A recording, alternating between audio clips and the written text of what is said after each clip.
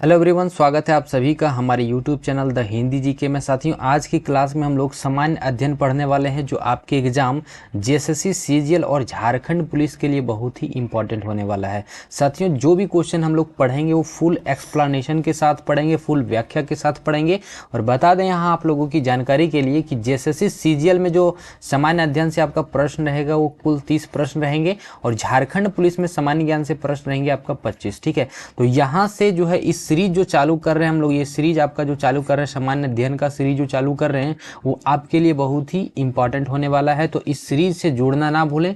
जुड़ने के लिए कोई शुल्क नहीं लग रहा, सिर्फ आपको करना है चैनल को सब्सक्राइब, साथ ही साथ बेल आइकन भी ऑल कर लीजिएगा ताकि जो भी वीडियो अपलोड हो नोटिफिकेशन सबसे पहले आप तक पहुंच सके। ठीक है, और अगर आपको क्लास का पीडीएफ चाहिए तो हमारे टेलीग्राम चैनल से ज्वाइन होना ना भूलें। और आपका डेली क्लास चलेगा 9 बजे, तो हमारे साथ 9 बजे जुड़ना ना भूलें।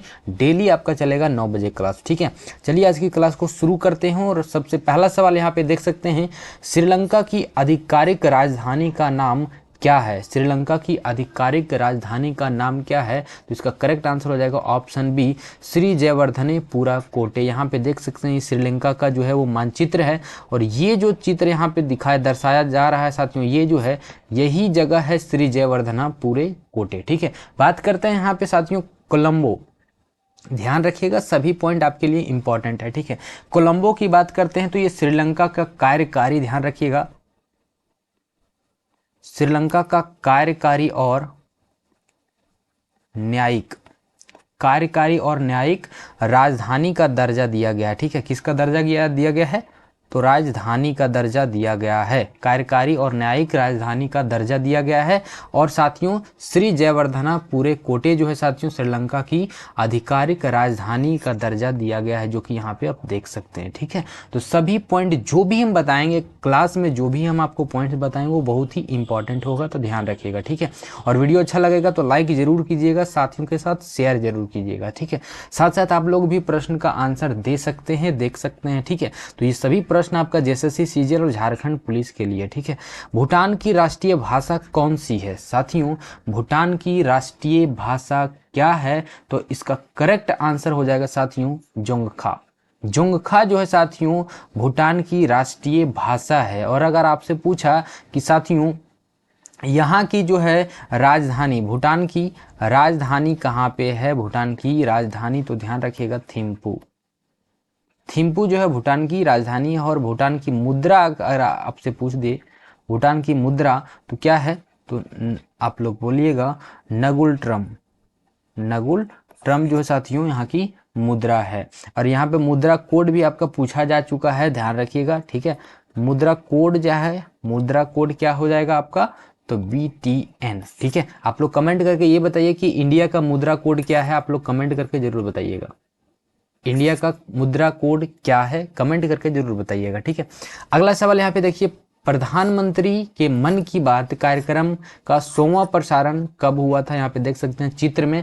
और साथियों बता दें आपको चित्र के साथ एक्सप्लेनेशन दिया जाएगा जो कि बहुत ही इंपॉर्टेंट होगा और सीधा आपके माइंड में जाएगा, कहीं इधर उधर नहीं जाने वाला, सीधा माइंड में जाएगा। प्रधानमंत्री के मन की बात कार्यक्रम का 100वां प्रसारण कब हुआ था? इसका करेक्ट आंसर करेंगे साथियों 30 अप्रैल 2023। ऑप्शन बी इसका सही उत्तर हो जाएगा। 30 अप्रैल 2023 को जो है साथियों 100वां प्रसारण हुआ था मन की बात का। ठीक है, और मन की बात का कार्यक्रम का पहला प्रसारण अगर आपसे पूछा जाए, पहला प्रसारण जो है वो कब हुआ था? तो आप लोग आंसर करेंगे 30 अक्टूबर 2014 को। 30 अक्टूबर 2014 को पहला प्रसारण हुआ था मन की बात, जो कि प्रधानमंत्री द्वारा किया गया था, ध्यान रखिएगा। ठीक है, आगे बढ़ते हैं।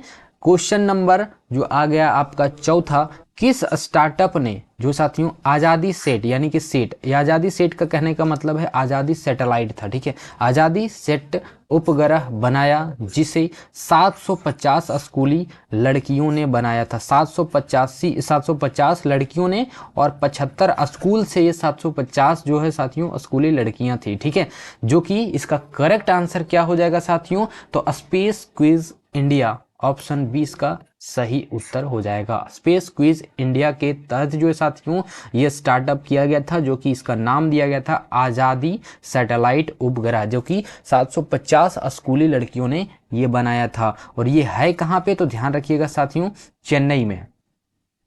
चेन्नई आपने नाम सुना ही होगा, ये चेन्नई में है। और आज़ादी सैटेलाइट का वजन जो था साथियों, वजन कितना था, तो आप करेंगे 8 केजी था। कितना बोलेंगे, 8 केजी इसका सही उत्तर हो जाएगा। यहाँ पे देख सकते हैं Space Kidz India satellite made by 750 school girls to be launched by ISRO, ये इसरो के द्वारा लॉन्च किया गया था। ठीक है, ध्यान रखिएगा।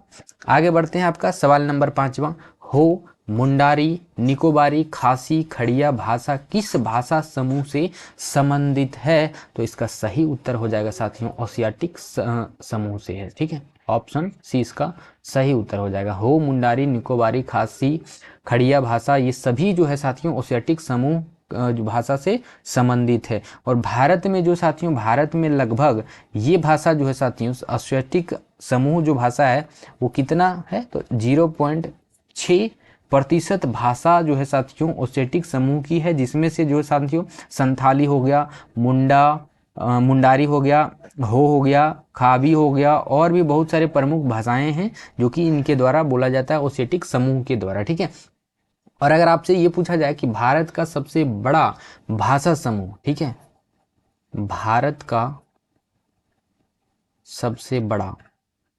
सबसे बड़ा भाषा समूह कौन सा है, तो आप बोलेंगे इंडो आर्यन। ठीक है, पहला ऑप्शन जो है इंडो आर्यन जो है साथियों भारत का सबसे बड़ा भाषा समूह है, जो भारत के कुल जो है साथियों पूरे में से लगभग अगर बात किया जाए तो 75% बोली जाती है इंडो आर्यन समूह में। ठीक है, जिसमें से जो आता है आपका हिंदी, ठीक है ध्यान रखिएगा, हिंदी, बंगाली, उर्दू हो गया, ठीक है, उर्दू हो गया, और भी बहुत सारे इसमें भाषाएं शामिल है। ठीक है, तो ध्यान रखिएगा इसमें इंपॉर्टेंट है। अगर हम बात करते हैं यहाँ पे द्रविड़ समूह का, ठीक है, द्रविड़ समूह में इसमें जो आता है आपका तमिल, तेलुगु, ठीक है, जैसे कि हो गया आपका कन्नड़, मलयालम, ठीक है, ये सभी जो है साथियों ये आपका क्या आ गया, ये द्रविड़ समूह में आ गया। ठीक है, ये सभी चीज, और ये जो साथियों दक्षिण भारत में ज्यादातर बोली जाती है। ठीक है, द्रविड़ समूह जो साथियों ये दक्षिण भारत में सबसे ज़्यादातर बोली जाती है, ध्यान रखिएगा। और इसकी लिपि भी ध्यान रख लीजिएगा। ठीक है, इसकी लिपि क्या है, तो ध्यान रखिएगा ब्राह्मी लिपि जो है इसकी ब्राह्मी लिपि है। ठीक है, आगे बढ़ते हैं, सवाल नंबर 6, इंपॉर्टेंट सवाल है, वीडियो को लाइक कीजिएगा जरूर और साथियों के साथ शेयर जरूर कीजिएगा, और अपना एक कमेंट के तौर पर फीडबैक जरूर दीजिएगा कि वीडियो आपको कैसा लगा। ठीक है, आगे आता है सवाल, भारत का पहला शून्य कार्बन उत्सर्जन वाला हवाई अड्डा कहाँ निर्माणाधीन है, ये कहाँ पे स्थापित किया गया है, तो सही उत्तर हो जाएगा ऑप्शन बी, नोएडा में स्थापित किया गया है। ठीक है, ध्यान रखिएगा, जो कि ये साथियों उत्तर प्रदेश के नोएडा में यहाँ पे निर्माण किया गया है। और ये अंतर्राष्ट्रीय हवाई अड्डा का नाम क्या है, तो ध्यान रखिएगा जेवर अंतर्राष्ट्रीय, ठीक है, जेवर अंतर्राष्ट्रीय हवाई अड्डा ध्यान रखिएगा हवाई अड्डा है, जो कि कहाँ पे है, तो नोएडा में है, नोएडा जो कि उत्तर प्रदेश में है, ध्यान रखिएगा। और दोस्तों ये जो है देश का पहला शून्य कार्बन उत्सर्जन हवाई अड्डा है। और इसका अगर आपसे पूछा जाए कि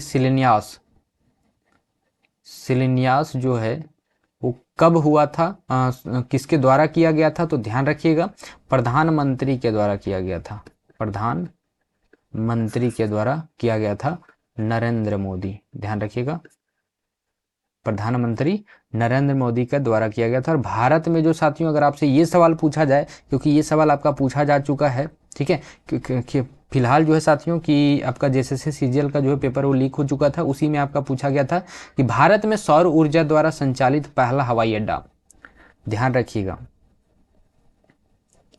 भारत में सौर ऊर्जा द्वारा संचालित पहला हवाई अड्डा, सौर ऊर्जा जो है वो कहाँ पे था, तो ध्यान रखिएगा ये कोचीन में है। कोचीन अंतर्राष्ट्रीय हवाई अड्डा, जिसे हम लोग कहते हैं CIAL, ठीक है। CIAL का फुल फॉर्म हो जाएगा आपका, ध्यान रखिएगा, Cochin international international airport airport limited, ठीक है, ध्यान रखिएगा। और ये जो साथियों कहाँ में है, कहाँ पे है, तो ध्यान रखिएगा ये केरल केरल सरकार द्वारा बनाया गया था। केरल के सरकार द्वारा कब, तो ध्यान रखिएगा 1994 में बनाया गया था ये वाला, ठीक है। कौन सा, CIAL, जो कि कोचीन इंटरनेशनल एयरपोर्ट लिमिटेड, जो कि केरल के सरकार द्वारा बनाया गया था। अगर आपसे पूछा जाए कि CIAL जो है साथियों पूरी तरह से सौर ऊर्जा से संचालित होने वाला जो है साथियों दुनिया का पहला हवाई अड्डा कब बनाया गया था, तो सबसे पहला आप लोग आंसर करेंगे दुनिया का सबसे पहला जो है बनाया गया था 2015 में। ध्यान रखिएगा 2015 में क्या पूछा गया है, क्या पूछा गया है कि CIAL पूरी तरह से सौर ऊर्जा से संचालित होने वाला दुनिया का पहला हवाई अड्डा कब बनाया गया, तो 2015 करेंगे। अगर आपसे ये पूछा जाए कि सार्वजनिक निजी भागीदारी, ध्यान रखिएगा ये सभी में आपका डिफरेंस थोड़ा थोड़ा सा नजर आ रहा होगा कि अगर आपसे पूछा जाए सार्वजनिक सार्वजनिक निजी निजी भागीदारी, सार्वजनिक निजी भागीदारी प्रतिमान पर जो निर्मित होने वाला भारत का पहला हवाई अड्डा जो कि CIAL है, ठीक है, CIAL है, इसका कब निर्माण किया गया था, तो ध्यान रखिएगा आप लोग बोलेंगे 1999 में, ठीक है। अब ये तीनों में आपका डिफरेंस है। पहला जो है आपका केरल के द्वारा, केरल सरकार द्वारा स्थापित किया गया था ये वाला। अगर आपसे पूछा जाए कि पूरी तरह से संचालित होने वाला दुनिया का पहला हवाई अड्डा जो है बनाया गया था, कब बनाया गया था, 2015 में। अगर आपसे ये पूछा जाए कि सार्वजनिक निजी भागीदारी प्रतिमान जो है इसका निर्माण जो कि CIAL है वो कब हुआ था, तो 1999 बोलेंगे, ठीक है। तो ध्यान रखिएगा छोटा छोटा सा डिफरेंस है, ये सभी चीज इंपॉर्टेंट है, ठीक है। आगे बढ़ते हैं, आपका क्वेश्चन नंबर 7वां है, बुद्धि का अर्थ जो है साथियों, बुद्ध का अर्थ, बुद्ध का अर्थ जो है, बुद्ध का अर्थ क्या होता है। सबसे पहला अगर पूछा जाए आपसे कि बुद्ध का अर्थ क्या होता है, ज्ञान प्राप्ति, ऑप्शन ए इसका सही उत्तर हो जाएगा। बुद्ध का अर्थ जो होता है वो ज्ञान प्राप्ति से होता है, ठीक है। आगे बढ़ते हैं, आपका सवाल नंबर 8वां है। आप लोग साथ साथ करने का प्रयास आप लोग कर सकते हैं, वीडियो को पॉज करके, कोई दिक्कत नहीं है, ठीक है। पहला आपका ऑप्शन है, निम्नलिखित में से कौन सुमेलित है, सुमेलित है, तो इसका सही उत्तर हो जाएगा साथियों ऑप्शन ए, शम्से सिराज अफीफ जो है तारिख ए फिरोजी शाह के जो है रचनाकार हैं, ठीक है। रचनाकार इन्होंने ही ये लिखा था, यहाँ पे देख सकते हैं, अगर आपको क्लियर दिख रहा होगा, जो कि यहाँ पे देख सकते हैं शम्से ए सिराज अफीफ, ठीक है, जो कि क्या है, तारीफे ए फिरोज शाही, यहाँ पे देख सकते हैं। और ये बुक एक और के द्वारा लिखा गया था, जो कि यहाँ पे देख सकते हैं जियाउद्दीन बरनी, जो कि यहाँ पे बी ऑप्शन में आपको दिख रहा होगा। सब चीज एक्सप्लेन करेंगे, अभी व्याख्या आपको बहुत ही विस्तार रूप से मिलने वाला है, ठीक है। तारीखे फिरोजी शाह, जो कि आपका यहाँ पे देख सकते हैं शम्से सिराज अफीफ और जो है साथियों जियाउद्दीन बरनी, इन दोनों के द्वारा ये लिखा गया था। ध्यान रखिएगा ये रचना जो है दोनों के द्वारा था। अगर हम बात करते हैं यहाँ पे जो है साथियों फतवा ए आपका यहाँ पे जो है फतवा ए जहादारी, ठीक है, ये किन्होंने लिखा था, ध्यान रखिएगा ये लिखा था जियाउद्दीन बरनी ने लिखा था, ठीक है, इनके द्वारा लिखा गया था। अगर आपसे पूछा जाए कि आमिर खुसरो के द्वारा कौन सा क्या लिखा गया था, इनकी जो है आमिर खुसरो का जो था आपका, ध्यान रखिएगा ये इंपॉर्टेंट है, किरान उस सादेन, एक और था आपका आशिक, एक और था आपका तुगलकनामा, ठीक है, जो कि इन्हीं के द्वारा लिखा गया था। किनके द्वारा, तो अमीर खुसरो के द्वारा, ठीक है। और अगर आपसे पूछा जाए कि इब्न बतूता क्या रचना जो है वो क्या था, तो आप लोग बोलेंगे रहला इनकी एक रचना थी, तो ध्यान रखिएगा। अगर यहाँ पे आपसे पूछा जाए तारीख ए मोहम्मदी, इनकी रचना जो है वो किन्होंने किया था, तो आप बोलेंगे मिर्जा मोहम्मद मिर्जा मोहम्मद बिन रुस्तम, ठीक है, मोहम्मद बिन रुस्तम। अगर आपसे पूछा जाए कि तबाकत ए नासिरी, तबाकत ए नासिरी के जो साथियों लेखक कौन थे, तो आप बोलेंगे मिन्हाजुद्दीन, मिन्हाजुद्दीन सिराज, ठीक है। ये सभी इंपॉर्टेंट है आपके एग्जाम के दृष्टिकोण से, क्योंकि पॉइंट नहीं छूटना चाहिए। आपके एग्जाम में जो है कुछ भी सवाल आपसे पूछा जा सकता है, इंपॉर्टेंट है, ठीक है। आगे बढ़िए, सवाल नंबर आपका आ गया 9। देखिए, शिवाजी महाराज के शासनकाल में मंत्री परिषद को किस नाम से जाना जाता था। साथियों, मंत्री परिषद, यहाँ पे देख सकते हैं इस फिगर में आपको चित्र भी दिखाया जा रहा है, ताकि आपको जो है दिमाग में दनादन से दिमाग में घुस तो है ना, अच्छा से याद कर लीजिएगा। ये सभी चीज दनादन आपके दिमाग में जो है वो घुसेगा, ठीक है। शिवाजी महाराज के शासनकाल में मंत्री परिषद को किस नाम से जाना जाता था। आंसर करेंगे ऑप्शन डी, अष्टप्रधान। यहाँ पे देख सकते हैं फिगर में, ठीक है। छत्रपति शिवाजी महाराज का अष्टप्रधान मंडल, यहाँ पे देख सकते हैं ये था अष्टप्रधान मंडल। अष्टप्रधान मंडल के नाम से जाना जाता था, ध्यान रखिएगा। और इसके अंतर्गत जो साथियों 8 मंत्रियों का नियुक्ति किया जाता था। कितने, तो 8 मंत्रियों का। यहाँ पे देख सकते हैं 8 मंत्री यहाँ पे आपका चित्र में दिखाया गया, दर्शाया गया है। ये हैं शिवाजी महाराज, जो कि ध्यान रखिएगा जिनका शासन था, ठीक है। और ये हैं मंत्री 1 2 3 4 5 6 7 8, ये 8 मंत्री जो हैं इसके अंतर्गत आते हैं। किसके अंतर्गत, तो अष्टप्रधान के अंतर्गत, ठीक है, ध्यान रखिएगा। अब हम अगर बात करें हैं अष्ट दिग्गज, ये क्या है, तो ये ध्यान रखिएगा अष्ट दिग्गज जो है साथियों, ये सम्राट कृष्ण देव राय के दरबार में जो साथियों 8 महान तेलुगु विद्वानों के विद्वान या फिर कवि के दी गई सामूहिक उपाधि होती है। एक उपाधि का नाम है, एक उपाधि का नाम है, जो कि ये किसके द्वारा दिया गया था, तो ध्यान रखिएगा सम्राट कृष्णदेव, सम्राट कृष्णदेव के दरबार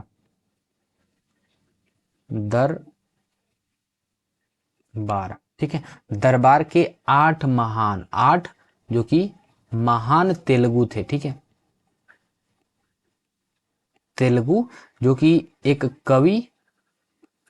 कवि थे, ठीक है, और विद्वान, ठीक है, विद्वान थे। ये सभी का एक सामूहिक रूप से एक उपाधि दिया गया था, जिसे हम लोग कहते हैं अष्ट दिग्गज के नाम से जाना जाता, जो कि दरबार पे था, ठीक है, ध्यान रखिएगा। अगला अगर हम बात करते हैं यहाँ पे साथियों कि ये जो है आपका नवरत्न, ठीक है, नवरत्न जो है आपका ये इंपॉर्टेंट है, ध्यान में रख लीजिएगा। नवरत्न की बात करते हैं तो जो साथियों कुछ राजा अपने दरबार में 9 विद्वानों को रखते थे, जिन्हें जो साथियों नवरत्न कहा जाता था, ठीक है।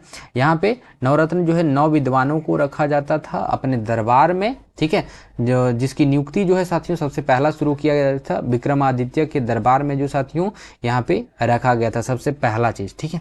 और ध्यान रखिएगा अष्ट दिग्गज के बारे में कुछ और हम यहाँ पे बात कर लेते हैं थोड़ा सा। यहाँ पे जिसकी उपाधि जो दिया गया था, यहाँ पे ये सभी जो है उपाधि दिया गया था किसके द्वारा, सम्राट कृष्ण देव, ठीक है, सम्राट कृष्ण देव के द्वारा दिया गया था, जिन्होंने जो साथियों 1500, ये सभी का 8 जो थे, इन सभी का जो है साथियों 1509 से लेकर के 1529 तक अपनी मृत्यु तक जो है साथियों शासन यहाँ पे करते हैं, जो कि दरबार थे, ठीक है, ध्यान रखिएगा। आगे हम बात करते हैं क्वेश्चन नंबर 10, निम्न में से कौन सा उपन्यास भारत में स्वतंत्रता सेनानी के लिए प्रेरणा का स्रोत बना था। यहाँ पे देख सकते हैं प्रेरणा का स्रोत जो बना था, आप यहाँ पे देख सकते हैं आनंद मठ, ठीक है, आनंद मठ इसका सही उत्तर हो जाएगा ऑप्शन बी, ठीक है। आनंद मठ जो था साथियों, ये भारतीय स्वतंत्रता, भारत में जो साथियों स्वतंत्रता सेनानियों के लिए एक प्रेरणा का स्रोत बना था, जो कि इम्पोर्टेंट है, ठीक है। और ये जो साथियों किनके द्वारा, ये रचना जो है किनके द्वारा था, तो ध्यान रखिएगा बंकिम चंद्र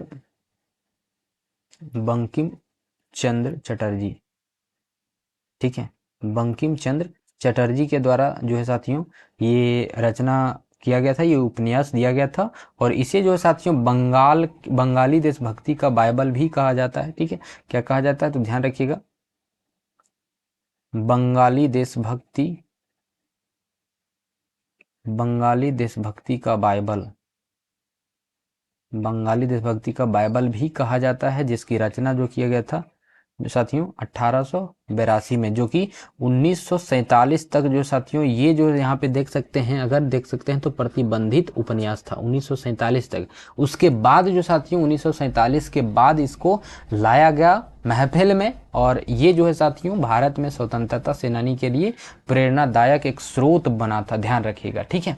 आगे हम बात करें अगर परीक्षा गुरु, ठीक है, आगे हम अगर बात करें यहाँ पे परीक्षा गुरु, तो ये जो साथियों उपन्यास है, ये उपन्यास दिया गया था, ध्यान रखिएगा, लाला श्रीनिवास, लाला श्रीनिवास दास के द्वारा। कब, तो ध्यान रखिएगा 25 नवंबर 1882 को, ठीक है, 25 नवंबर 1882 को। और ये जो साथियों हिंदी का पहला उपन्यास था, ठीक है, हिंदी भाषा का पहला उपन्यास, ठीक है, हिंदी भाषा का पहला उपन्यास अगर आपसे पूछा जाए कौन सा है, तो आप लोग क्या बोलेंगे, परीक्षा गुरु, जो कि लाला श्रीनिवास दास के द्वारा दिया गया था। कब, तो 25 नवंबर 1882 को दिया गया था, ठीक है। तो ध्यान रखिएगा, ये सभी चीज इंपॉर्टेंट है। आगे हम बात करते हैं अगर यहीं पे रंगभूमि, ठीक है, रंगभूमि ये तो बहुत ही प्रचलित उपन्यास है, जो कि प्रेमचंद के द्वारा दिया गया था, ठीक है, प्रेमचंद के द्वारा दिया गया था। कब, तो ध्यान रखिएगा 1880 और 1936 के बीच में ये उपन्यास दिया गया था, जो कि प्रेमचंद के द्वारा दिया गया था। पद्मराग, इंपॉर्टेंट सवाल ये पूछा जा चुका है, ठीक है, ध्यान रखिएगा, ये जो दिया गया था साथियों आपका पद्म सिंह शर्मा के द्वारा, ठीक है, पद्म सिंह शर्मा, पद्म सिंह शर्मा के द्वारा दिया गया था, इंपॉर्टेंट है, ध्यान में रखिएगा, ठीक है। आगे बढ़ते हैं, सवाल नंबर 11, भारतीय राष्ट्रीय कांग्रेस के प्रथम मुसलमान अध्यक्ष, यानी कि मुस्लिम अध्यक्ष कौन थे, यहाँ पे आप चित्र में देख सकते हैं, यही थे। अब इनका नाम क्या है तो आपको पता नहीं होगा, तो ऑप्शन 20 का सही उत्तर हो जाएगा बदरुद्दीन तैयबजी, ठीक है, तैयबजी, ये जो है साथियों बदरुद्दीन तैयबजी हैं, जो कि भारतीय राष्ट्रीय कांग्रेस के प्रथम मुस्लिम अध्यक्ष थे, ठीक है। इन्होंने जो साथियों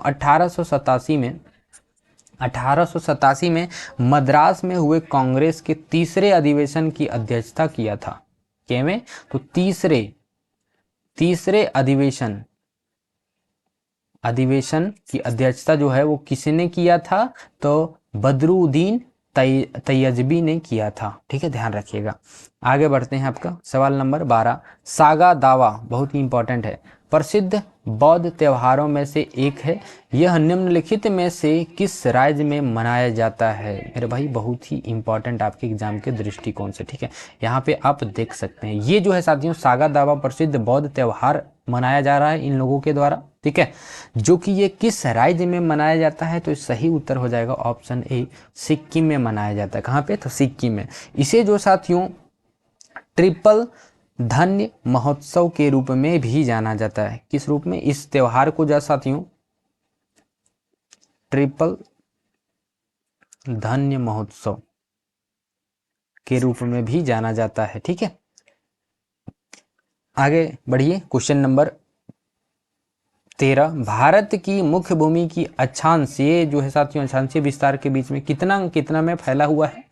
यहाँ पे आप चित्र में देख सकते हैं साथियों, अक्षांशीय विस्तार क्या होता है आपका, तो अक्षांशीय विस्तार ये होता है कि आपका इक्वेटर से उत्तर की ओर है, ठीक है, पूरे अगर ग्लोब में अगर हम बात करें साथियों, ये इक्वेटर से क्या होता है, उत्तर की ओर होता है, ठीक है, जो हमारा इक्वेटर है वो उत्तर की ओर होता है, ठीक है। तो ध्यान रखिएगा, भारत की मुख्य भूमि की अगर विस्तार अगर पूछा जाए आपसे तो कितना हो जाएगा, 8 डिग्री 4 मिनट जो है साथियों इक्वेटर होता है, इक्वेटर होता है, इक्वेटर से कितना तो होता है, तो 37 डिग्री आपका होता है 6 मिनट तक। यहाँ पे आप देख रहे हैं ऑप्शन में जो है ऑप्शन ए इसका सही उत्तर हो जाएगा। यहाँ पे उत्तर दिया हुआ, ये कंफ्यूज नहीं होना है आपको, ठीक है, उत्तर यानी कि आपका इक्वेटर से क्या हो रहा है, इक्वेटर से राइट साइड है हमारे, ठीक है, तो उत्तर है, तो यही सही उत्तर हो जाएगा, ठीक है, उत्तर है यहाँ पे, या फिर आपका इक्वेटर भी लिखा हो सकता है, ठीक है। तो ध्यान रखिएगा, ये आपका 37 डिग्री 6 मिनट होता है, यहाँ ऑप्शन में जो है साथियों कंफ्यूजन हो गया है, ठीक है, परसेंटेज लिखा गया है, यहाँ ध्यान रखिएगा,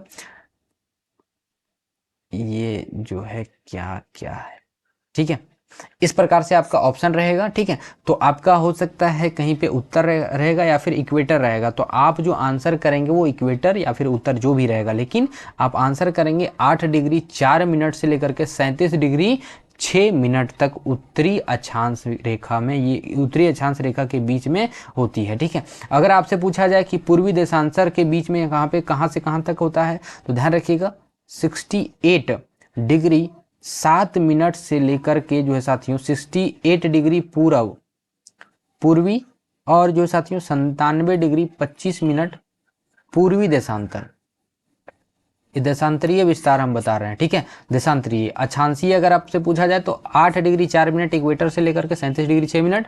पूर्वी देशांतरीय पूछा जाए, अगर देशांतरीय विस्तार पूछा जाए तो 68 डिग्री 7 मिनट पूर्व से लेकर के आपका क्या हो जाएगा, आपका हो जाएगा 97 डिग्री 25 मिनट पूर्वी देशांतर हो जाएगा। आप यहाँ पे हम फिगर में आपको दिखाते हैं, बताते हैं। देखिए ध्यान से देखिएगा। सबसे पहला अगर बात करें यहाँ पे, देखिए ये आपका क्या हो गया, उत्तर हो गया, ये आपका नॉर्थ हो गया, ये आपका साउथ हो गया, ये आपका ईस्ट हो गया and this is the west, ठीक है। अब यहाँ पे बात करें, यहाँ पे देखिए ये जो है आपका कितना है 37 डिग्री 6 मिनट आपका यहाँ पे क्या है, तो 8 डिग्री 4 मिनट नॉर्थ है, ठीक है, नॉर्दर्न है, ठीक है, जो कि आपका उत्तर हो गया, या फिर आप ये बोल सकते हैं कि इक्वेटर के साइड हो गया, ठीक है, यहाँ पे, ठीक। और ये जो है आपका नॉर्दर्न साइड है, आप ग्लोब के अकॉर्डिंग समझने का प्रयास कीजिए। ये हो गया आपका 37 डिग्री 6 मिनट, ठीक है, और ये हो गया आपका 68 डिग्री 7 मिनट से लेकर के क्या हो गया, तो 97 डिग्री 25 मिनट, ठीक है। तो ये आप फिगर के माध्यम से हम समझें, जो कि इंपॉर्टेंट आपके एग्जाम के दृष्टिकोण से, ठीक है। आगे बढ़ते हैं, आपका सवाल नंबर 14, झीलों के अध्ययन को कहते हैं, झीलों का अगर हम अध्ययन करते हैं तो उसको क्या कहते हैं, तो उसको कहते हैं निम्नोलॉजी, निम्नोलॉजी कहते हैं। क्या कहते हैं, तो लिम्नोलॉजी कहते हैं। इसका सही उत्तर हो जाएगा ऑप्शन ए। जो साथियों निम्नोलॉजी जो साथियों के अंतर्गत जो साथियों झील, तालाब जैसे कि नदी हो गया या फिर आर्द्र भूमि हो गया, इसका अध्ययन किया जाता है, ठीक है। आगे अगर हम बात करते हैं साथियों, जो है आपका पोटोमोलॉजी, ठीक है, पोटोमोलॉजी या फिर कहें पोलियोओंटोलॉजी, ठीक है। इसमें जो है क्या होता है, तो जीवाश्म का होता है, जीवाश्म का अध्ययन किया जाता है, ठीक है। अगर आपसे पूछा जाए कि टोपोलॉजी, टोपोलॉजी में उन स्थानों के गुणों का अध्ययन किया जाता है जो कि कभी भी परिवर्तन नहीं होता है, जैसे कि हो गया आपका, जैसे कि हो गया रबर, ठीक है। रबर की अगर सिर को अगर देखा जाए तो ज्योमेट्रिकल के रूप में अगर देखा जाए तो उससे अगर हम खींचें, ठीक है, खींचा जाता है फिर वो सिकुड़ जाता है, ठीक है। खींचे अगर फिर वो अपने स्थान पे पुनः जो है वो अब वापस आ जाता है, ठीक है, ना वो परिवर्तन हो रहा है ना ही उसको काट सकते हैं, ठीक है। कुछ इस प्रकार से होता है वो, जो कि हम लोग परिवर्तन नहीं कर सकते हैं, ठीक है, ठीक है, जो कि हम खींच सकते हैं या फिर सिकुड़ा जा सकता है, ठीक है। एक प्रकार से इलास्टिसिटी जो है वो बोला जा सकता है, बट वो अपने स्थान में फिर से वापस आ सकता है, ठीक है। तो वो हो गया आपका टोपोलॉजी, ठीक है। हाइड्रोलॉजी क्या हो गया, तो जल विज्ञान का अध्ययन होता है, इसमें क्या होता है, तो जल विज्ञान का अध्ययन होता है, जल विज्ञान का अध्ययन इसमें किया जाता है, ठीक है। और भी ध्यान रखिएगा, दो इंपॉर्टेंट हम बता देते हैं, दो इंपॉर्टेंट चीज और, ठीक है, जिसका अध्ययन किया जाता है। एक होता है आपका पेडोलॉजी, जो कि आपका पूछा जा चुका है, ठीक है। तो ये होता है साथियों मिट्टी का अध्ययन किया जाता है, ठीक है।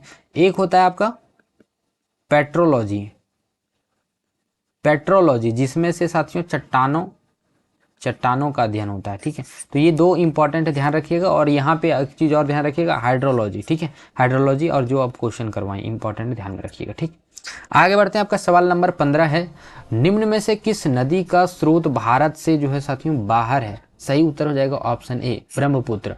ब्रह्मपुत्र का उद्गम कहाँ से होता है, तो ध्यान रखिएगा तिब्बत, ये तिब्बत से होता है, हिमालय से होता है, ठीक है। हिमालय के मानसरोवर झील से होता है और ये उत्तर तिब्बत से होता है, जिसकी लेंथ जो है, जिसकी लेंथ कितनी है, तो 2900 किलोमीटर इसकी कुल लंबाई है, ठीक है। बात करते हैं व्यास नदी।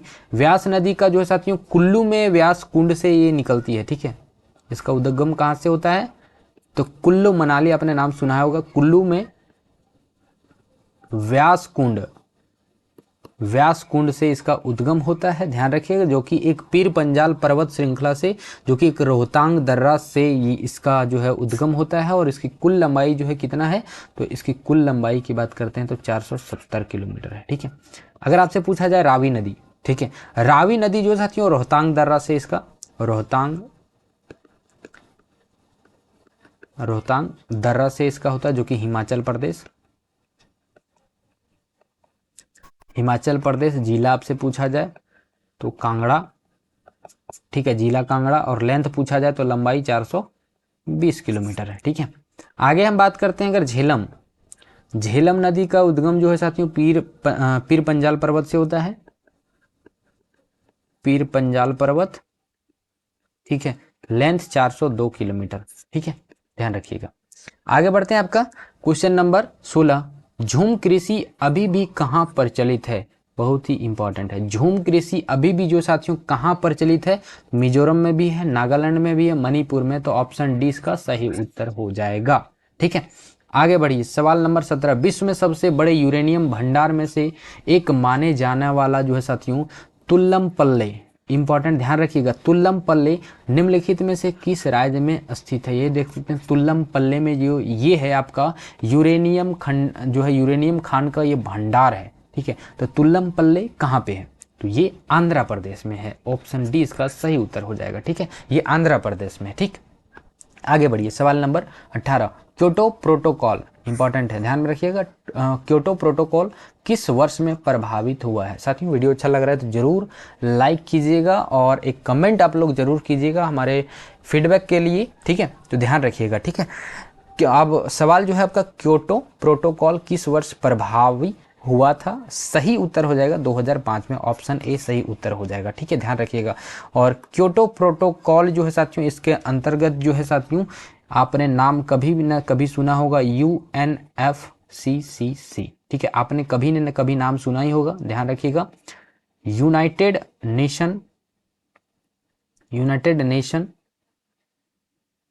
फ्रेमवर्क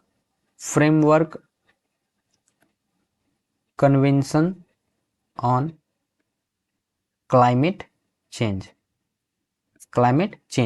इससे ही संबंधित एक जो है साथियों ये इंटरनेशनल और जो है साथियों कानूनी रूप से ये बाध्यकारी समझौता है, जो औद्योगिक देशों पर जो साथियों ग्रीन हाउस गैसेस और कार्बन के उत्सर्जन में कम करने के लिए दबाव ये डालता है, ठीक है, कम करने के लिए दबाव डाला जाता है। और क्योटो प्रोटोकॉल जो साथियों इसको स्वीकार जो है वो कब किया गया था? स्वीकार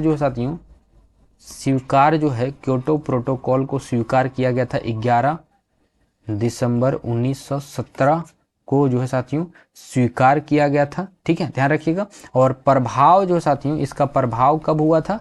तो प्रभाव हुआ था 16 फरवरी 2005 को जो है वो प्रभाव हुआ था, 1997, ठीक है, ध्यान रखिएगा। आगे बढ़ते हैं, आपका ये सभी इंपॉर्टेंट है। वीडियो अच्छा लग रहा है तो लाइक जरूर कीजिएगा। आगे बढ़ते हैं, आपका सवाल नंबर 19, भारत में योजनाबद्ध अर्थव्यवस्था किस पद्धति पर आधारित है? साथियों सही उत्तर हो जाएगा साथियों समाजवादी व्यवस्था पर आधारित है। ये इंपॉर्टेंट, बहुत ही इंपॉर्टेंट, ठीक है। भारत में योजनाबद्ध जो है अर्थव्यवस्था है साथियों, अर्थव्यवस्था की पद्धति जो है आधारित है समाजवादी व्यवस्था पे, ठीक है, इंपॉर्टेंट है। आगे बढ़ते हैं, सवाल नंबर 20, विशेष आर्थिक क्षेत्र जो कि SEZ है, ठीक है, SEZ का फुल फॉर्म हम भी बोलेंगे, यहाँ पे देख सकते हैं स्पेशल इकोनॉमिक जोन जिसको बोला जाता है, SEZ की अवधारणा पहले शुरू की गई थी कहाँ पे? तो सबसे पहला जो शुरू किया गया था भारत में, ठीक है, भारत में सबसे पहले जो है साथियों ये शुरू किया गया था विशेष आर्थिक क्षेत्र यानी कि स्पेशल इकोनॉमिक जोन, ठीक है, इसकी अवधारणा जो है सबसे पहले भारत में शुरू किया गया था। और SEZ जो है साथियों विशेष रूप से जो है साथियों उस भौगोलिक क्षेत्र को कहते हैं जहां पे व्यापार, आर्थिक या फिर क्रियाकलाप, उत्पादन और अन्य व्यापार जो है साथियों अन्य व्यापारिक गतिविधियों को यहाँ से संचालित किया जाता है, उसे ही हम लोग SEZ कहते हैं यानी कि स्पेशल इकोनॉमिक जोन कहते हैं, ठीक है, ध्यान रखिएगा। आगे बढ़िए, सवाल नंबर 21, विदेश में वस्तुएं घरेलू विक्रय दाम से कम दाम पर बेचने को कहते हैं, क्या कहते हैं? तो सही उत्तर हो जाएगा साथियों पाटना या फिर ड्रम्पिंग, ठीक है, पाटना या फिर ड्रम्पिंग कहा जाता है, ठीक है। आगे बढ़िए, सवाल नंबर 22, देश में कौन सी 3 वर्षों की अवधि को योजना अवकाश के रूप में मनाया गया है? योजना अवकाश यानी कि प्लान हॉलीडे, मेरे भाई बहुत ही इंपॉर्टेंट सवाल है। ये कब से कब, इसकी अवधि क्या थी? तो 1966 से लेकर के 69, ऑप्शन बी इसका सही उत्तर हो जाएगा। ठीक है, ध्यान रखिएगा। आगे बढ़िए, क्वेश्चन नंबर 23 देखिए, भारत के संविधान के ऊपर सबसे अधिक प्रभाव निम्नलिखित में से किसको माना जाता है? सबसे ऊपर जो है किसको माना जाता है? तो ऑप्शन डी इसका सही उत्तर हो जाएगा, भारत सरकार अधिनियम 1935। ये अधिनियम जो है साथियों इस टाइम लगाया गया था, 1935 का ये फोटो है, ध्यान रखिएगा। 1935 में ये फोटो खिंचवाया गया था, जो कि भारत सरकार का अधिनियम जो कि 1935 था। ठीक है, और भारत के संविधान पर सर्वाधिक प्रभाव जो कि भारत सरकार अधिनियम 1935 का रहा है। ठीक है, और भारत के संविधान के लगभग 2/3 तत्व जो है साथियों, 2/3, ध्यान रखिएगा कितना, तो 2/3 तत्व, ठीक है, 2/3 तत्व को जो है साथियों इसी में लिया गया था। ठीक है, इसी में लिया गया था और प्रभाव जो भारत सरकार अधिनियम 1935 में डाला गया था। ठीक है, ध्यान रखिएगा। आगे बढ़ते हैं, सवाल नंबर 24, भारत के संविधान के निम्नलिखित अनुच्छेदों में से कौन सा अनुच्छेद धार्मिक स्वतंत्रता का अधिकार की गारंटी देता है? यानी कि राइट टू रिलीजन। ठीक है, राइट टू रिलीजन जो है साथियों किस अनुच्छेद में है? ठीक है, धार्मिक स्वतंत्रता का अधिकार जो है किस में है ये दिया गया है? तो ऑप्शन जो है आपका 25 से 28, ऑप्शन सी इसका सही उत्तर हो जाएगा। 25 से 28 जो है ये धार्मिक में जो है साथियों, यानी कि राइट टू रिलीजन्स यहाँ पे अनुच्छेद 25 से 28 में दिया गया है इसके स्वतंत्रता का अधिकार। ठीक है, आगे बढ़िए, सवाल नंबर 25, भारत के राष्ट्रपति को स्वेच्छा निर्णय अधिकार, जिसे हम लोग कहते हैं विवेकाधिकार के रूप में के अंतर्गत प्राप्त है। क्या चीज प्राप्त है? तो आप लोग आंसर करेंगे प्रधानमंत्री की नियुक्ति, ऑप्शन सी इसका सही उत्तर हो जाएगा, प्रधानमंत्री की नियुक्ति। बात करते हैं साथियों, प्रधानमंत्री की नियुक्ति राष्ट्रपति द्वारा संविधान के किस आर्टिकल में लिखा गया है? तो आर्टिकल आप लोग बोलेंगे 75, आर्टिकल 75 के तहत जो है साथियों, सॉरी 75 के तहत, 75 के तहत प्रधानमंत्री की नियुक्ति राष्ट्रपति द्वारा संविधान के आर्टिकल 75 के तहत की जाती है। अगर हम बात करते हैं वित्तीय आपातकाल की घोषणा, वित्तीय आपातकाल की घोषणा कौन कर सकता है? तो आप कहेंगे भाई राष्ट्रपति कर सकता है, राष्ट्रपति कर सकता है। कौन से आर्टिकल में लिखा गया है? तो आर्टिकल 360 में ये साफ साफ कहा गया है कि वित्तीय आपातकाल की घोषणा जो है वो राष्ट्रपति कर सकता है, 360 में। ठीक है, और राष्ट्रपति शासन की अगर हम बात करते हैं, ठीक है, राष्ट्रपति शासन लागू करना, ठीक है, किस राज्य में राष्ट्रपति शासन जो है वो लागू करना, ये किसके हाथ में है? तो भारत के राष्ट्रपति जो है साथियों किसी भी राज्य में संबंधित जो है राज्य के राज्यपाल की सिफारिश पर जो है राष्ट्रपति शासन लगाते हैं। और ये कौन से आर्टिकल में लिखा गया है? तो आर्टिकल 356 बोलेंगे आप लोग। कौन से आर्टिकल? तो 356 बोलेंगे। अगर आपसे पूछा जाए कि मुख्य चुनाव आयुक्त की नियुक्ति कौन करता है? तो आप बोलेंगे राष्ट्रपति करता है। कौन करते हैं? तो अब बोलेंगे राष्ट्रपति करते हैं। ठीक है साथियों, आगे बढ़ते हैं। वीडियो अच्छा लग रहा है तो लाइक जरूर कीजिएगा, है ना। एक लाइक आपका हमें मोटिवेट करता है। आप लोगों के लिए जो साथियों आपके एग्जाम के लिए एक बेहतरीन सवाल लाते हैं जो आपके एग्जाम में डायरेक्ट भिड़ेगा, है ना। आप लोग भी भिड़िएगा एकदम दनादन से और आप लोग सही आंसर करके आएंगे, ये उम्मीद है। और जैसे से सीजीएल का जो है साथियों बहुत ही जल्द आपका जो है एग्जाम होने वाला है। कारण क्या है? क्योंकि ये सरकार ने बोल दिया है कि आपका इलेक्शन तो हो रहा है लेकिन आपका रिजल्ट भी दिया जाएगा और एग्जाम भी लिया जाएगा। ठीक है, साथ ही साथ देख लीजिए अब सवाल देखिए, भारतीय संविधान के किस संशोधन अधिनियम द्वारा पंचायती राज व्यवस्था को संवैधानिक दर्जा दिया गया है? संवैधानिक दर्जा दिया गया है तो ऑप्शन सी हो जाएगा। 73वें संवैधानिक जो है संशोधन अधिनियम के द्वारा जो है साथियों पंचायती राज व्यवस्था का संवैधानिक दर्जा इसमें दिया गया है। भारत के संविधान 73वें संविधान संशोधन द्वारा क्या चीज? तो संविधान के भाग कौन से में? अगर आपसे पूछा जाए कौन से भाग में, भाग जो साथियों 9वें भाग में जोड़ कर के पंचायती राज व्यवस्था को संवैधानिक दर्जा दिया गया है। कौन से भाग में? तो आपसे पूछा जाए तो बोल दिएगा 9वां भाग में, 9वें भाग में। और कौन से संशोधन में? तो 73वें संविधान संशोधन में। अगर आपसे पूछा जाए ये कि नगर पालिका संवैधानिक संशोधन जो है वो दर्जा उसे कब प्राप्त हुआ था? तो आप बोलेंगे 74वें संविधान संशोधन में। किसे? तो ध्यान रखिएगा, नगर पालिका का संवैधानिक दर्जा इसे कब मिला था? तो 74वें संविधान संशोधन में। और ये कहाँ पे दिया गया है? तो भाग 9वां ए में, ठीक है, 9वां ए में दिया गया है, ठीक है, ध्यान रखिएगा। आगे बढ़िए, सवाल नंबर 27 जो है फियरलेस गवर्नेंस नामक पुस्तक के लेखक, वेरी वेरी इंपॉर्टेंट क्वेश्चन, किसके द्वारा लिखा गया है? आपने ये फोटो देख रहा है तो आप लोगों को ये पता होगा कि ये जो हैं वो कौन है। आप लोग देख रहे हैं ये फोटो में, तो ये कौन है? तो आप लोग बोलेंगे किरण बेदी है। ऑप्शन जो है 20 का सही उत्तर हो जाएगा।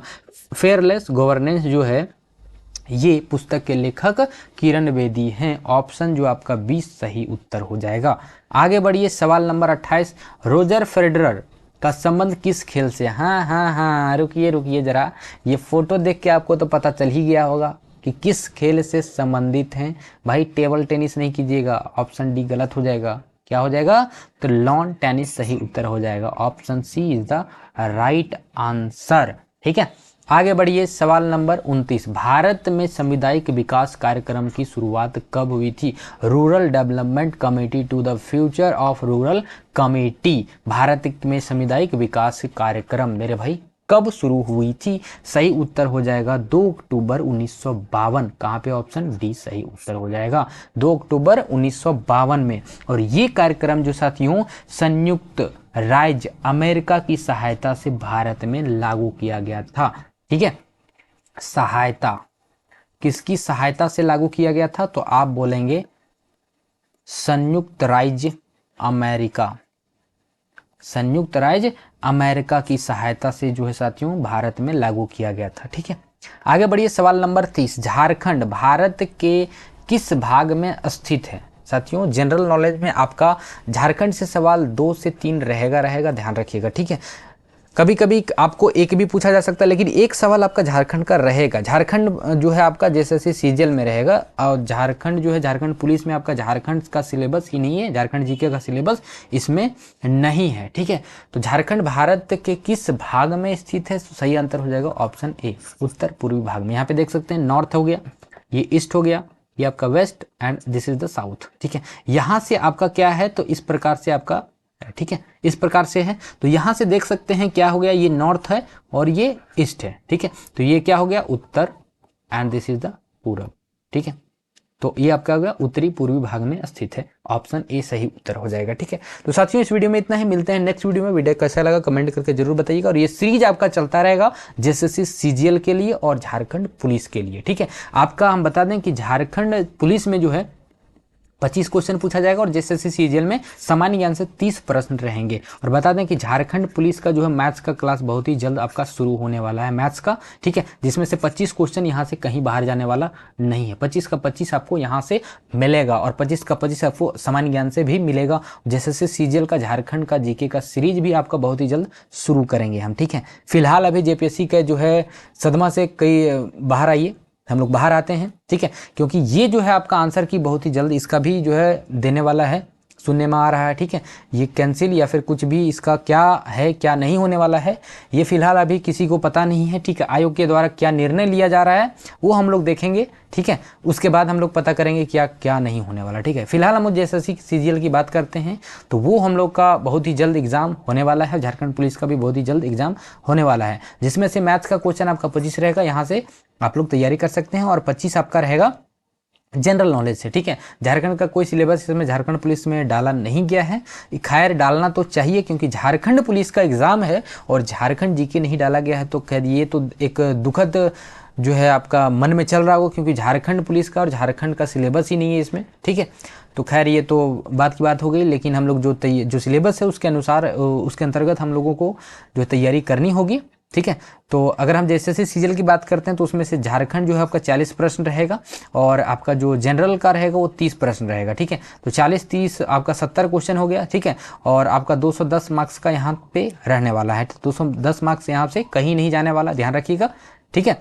और आपका ये जो है आपका 25-25 क्वेश्चन का यहाँ से बाहर कहीं नहीं जाने वाला, ठीक है। तो साथियों हमारे साथ जुड़ जाइए, जुड़ने के लिए कोई शुल्क नहीं लग रहा है, बेहतरीन तरीका से हम लोग तैयारी करेंगे साथ में, जो कि आपका बहुत ही बेहतरीन तरीके से हम लोग करने वाले हैं। साथ ही साथ आप लोग का व्याख्या बहुत ही इंपॉर्टेंट रहेगा, ठीक है। जो भी क्वेश्चन कराएंगे व्याख्या आपका जो है बहुत ही इंपॉर्टेंट रहेगा, ठीक है। तो मिलते हैं नेक्स्ट वीडियो में, तब तक के लिए जय हिंद। और इस सीरीज के साथ जरूर जुड़िएगा और जो भी तैयारी करें उनको जरूर जोड़िएगा, ठीक है। मिलते हैं नेक्स्ट वीडियो में, तब तक के लिए जय हिंद।